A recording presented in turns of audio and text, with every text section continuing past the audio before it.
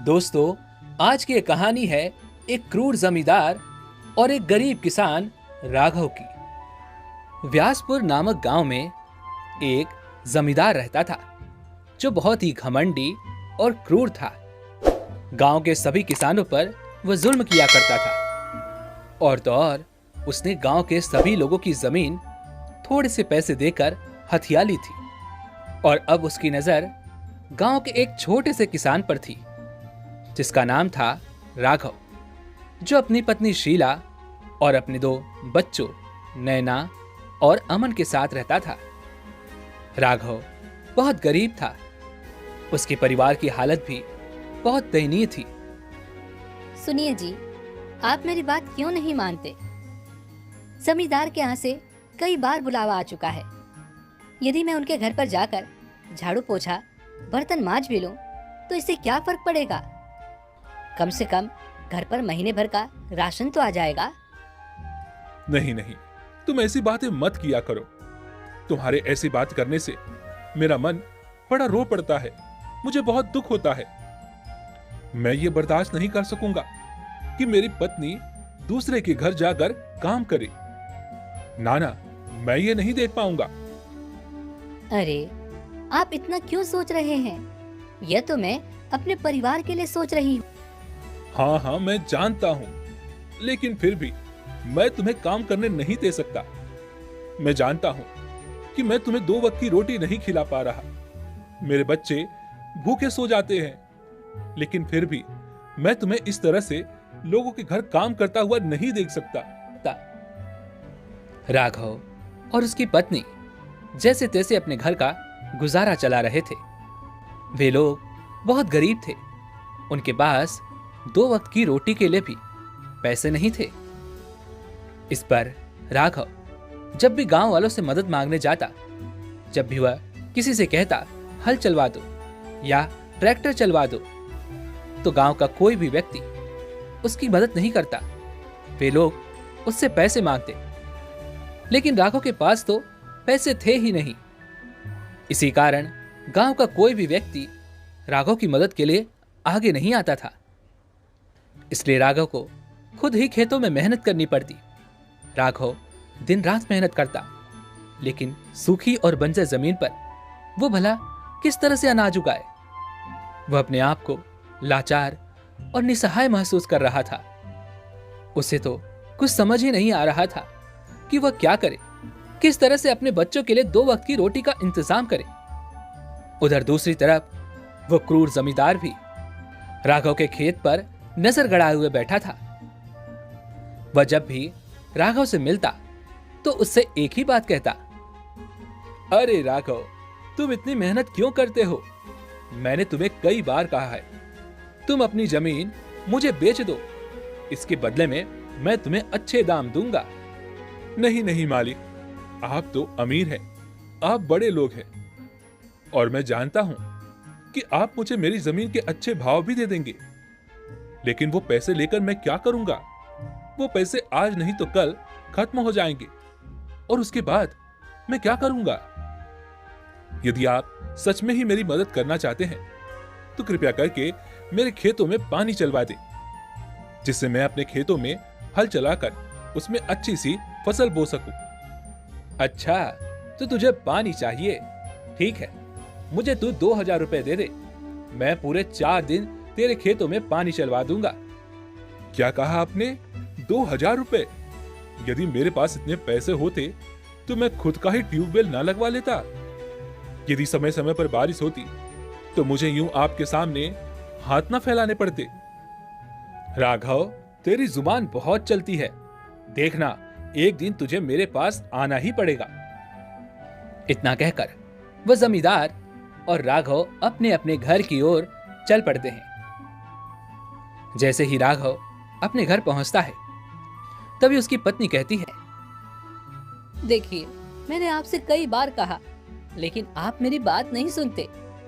आज घर में बिल्कुल भी राशन नहीं बचा हुआ। अब बताइए मैं क्या करूं? मुझे समझ नहीं आ रहा कि आखिर बच्चे क्या खाएंगे। मैं उन्हें क्या खिलाऊं? ठीक है, मैं कुछ करता हूं। जा रहा हूं कहीं पर दिहाड़ी पर काम कर लेता हूँ। कम से कम 2 वक्त की रोटी का इंतजाम तो हो ही जाएगा। राघव यह सोचकर जमींदार के पास जा रहा था कि शायद जमींदार के पास कुछ न कुछ काम होगा और वह उस काम के उसे कुछ पैसे भी दे देगा, जिससे वह अपने परिवार के लिए 2 वक्त की रोटी का इंतजाम कर पाएगा। यह सोचकर वह जमींदार के घर की ओर निकल पड़ता है। वह यह सोचता हुआ निराश होकर आगे बढ़ ही रहा था कि तभी रास्ते में उसे एक व्यक्ति नजर आता है। राघव को देखकर कहता है, क्या हुआ, पहचाना नहीं? नहीं, आप कौन हैं? अरे मुझे तो लगता था कि तुम मुझे केवल एक नजर में देखकर ही पहचान लोगे। तुम तो दोस्ती के नाम पर धब्बा निकले। अरे अरे, तुम तो विजय हो ना? तुम तो कितने बड़े हो गए हो। जब तुम यहां से गए थे तब तुम बहुत छोटे थे और मैं तब का ही तुम्हें मिला हूं। तो तुम ही बताओ, मैं तुम्हें कैसे पहचान लेता? पर विजय, तुम यहां पर क्यों आए हो? मैंने तो सुना था तुम शहर में बहुत अच्छी नौकरी करते हो और तुम्हें शहर में बहुत अच्छी पगार भी मिलती है। फिर तुम यहां पर क्या करने आए हो? अरे अरे, सारी बातें यहीं पर कर लोगे या मुझे अपने घर भी ले चलोगे? अरे हाँ, मैं भी कितना बुद्धू हूं। चलो घर चलो। राघव विजय को लेकर घर जाता है और वहां पर वह अपनी पत्नी से कहता है, अरे भाग्यवान, सुनती हो? देखो कौन आया है। नमस्ते भाभी जी। ये तो पागल हो गया, ये नहीं बताने वाला। मैं अपना परिचय खुद ही दे देता हूँ। मेरा नाम विजय है। मैं और राघव बचपन के पक्के दोस्त हैं। अच्छा अच्छा, आप ही विजय हैं।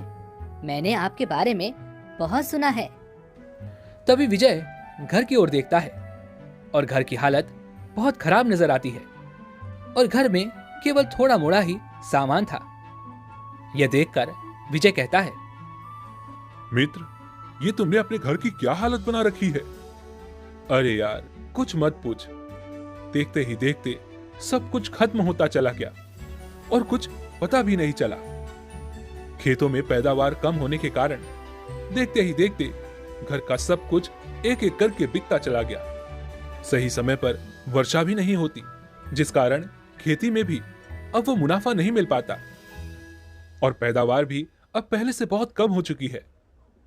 और जब मैं किसी से मदद मांगने जाता हूं, किसी से कहता हूं कि मेरे खेतों में पानी छोड़ दीजिए, तो वे लोग मुझसे पैसे मांगते हैं और मेरे पास 1 पैसे भी नहीं है।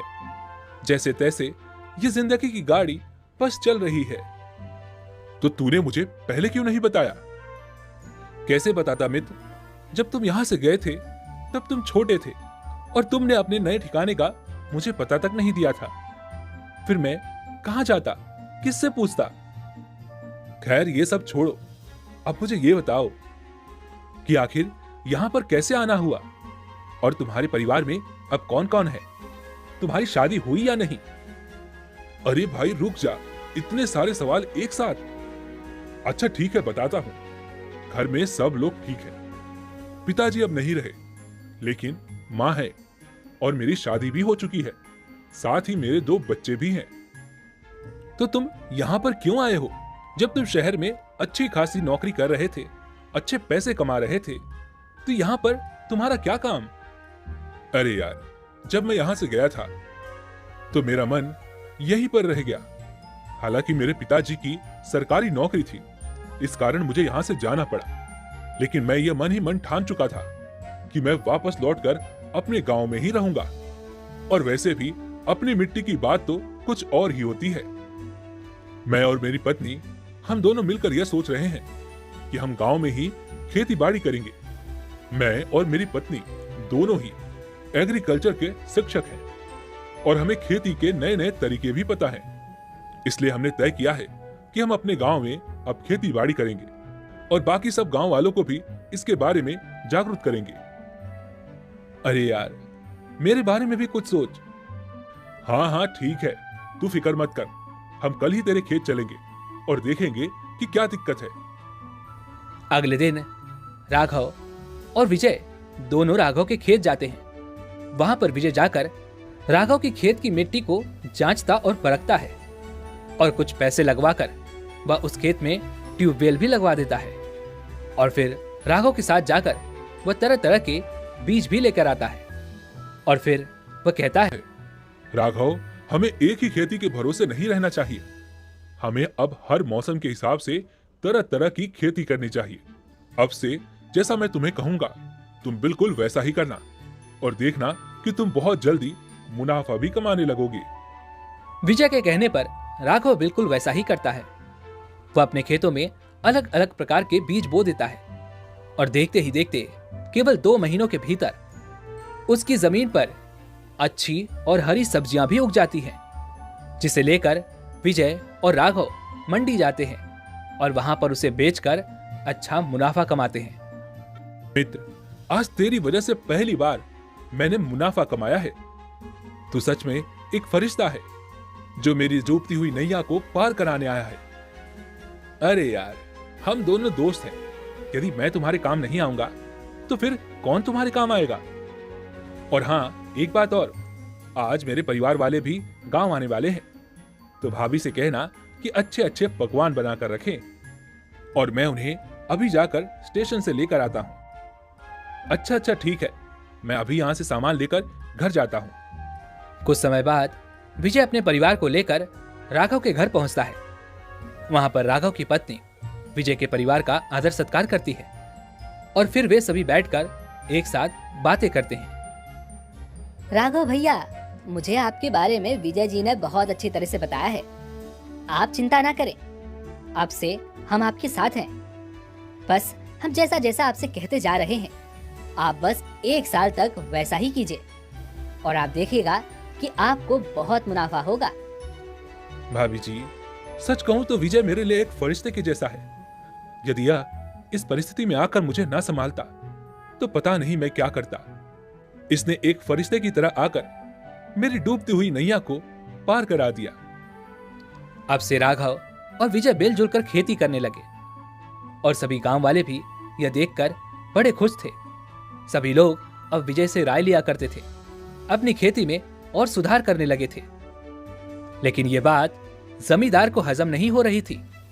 वह क्रूर जमींदार राघव से बहुत जलता था, इसलिए वह विजय को जाकर डराता है, धमकाता है ताकि वह राघव का साथ छोड़ दे और राघव की सारी फसलें एक बार फिर से बर्बाद हो जाए। वह पूरी तरह से एक बार फिर से गरीब हो जाए ताकि वह उसे कुछ पैसे देकर उसकी जमीन हथिया ले।